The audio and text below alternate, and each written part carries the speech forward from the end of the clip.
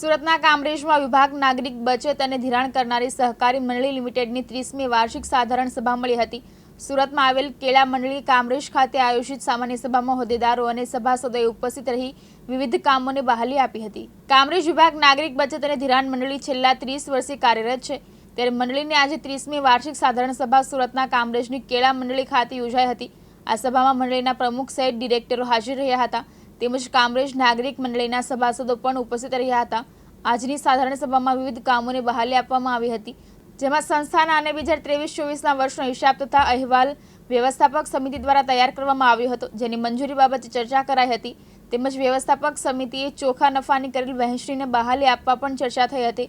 મંડળીના પ્રમુખ દેવીશભાઈ શાંતિલાલ પટેલે જણાવ્યું હતું કે કાર લોન જે અત્યારે 15 લાખ સુધી મળે છે, તેની મર્યાદા વધારે 20 લાખ કરવામાં આવી છે અને ડિવિડન્ડ પણ 15% જેટલો આપવામાં આવશે। કામરેજ વિભાગ નાગરિક બચત અને ધિરાણ કરનારી સહકારી મંડળી લિમિટેડમાં પ્રમુખ તરીકેની સેવા આપું છું। આજે દિનેશભાઈ શું સભા હતી અને કેવા શું નિર્ણયો લેવાયા છે સભાસદોના હિતમાં?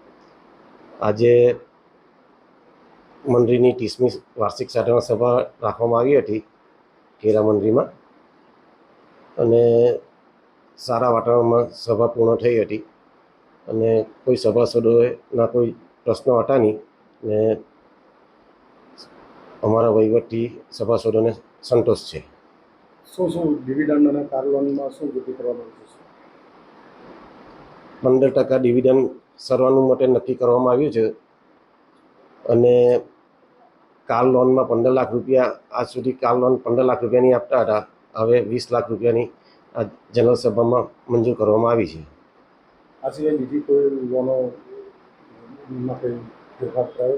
ના, ફેરફાર તો કોઈ નથી કરાયો, પણ આપણે કેશ લોન તરીકે 4 લાખની મર્યાદામાં આપણે સભાસદોને તબક્કાવાર આપીએ છીએ। જીતુ માહ્યાવંશી, દિવ્યાંગ ન્યૂઝ, કામરેજ, સુરત।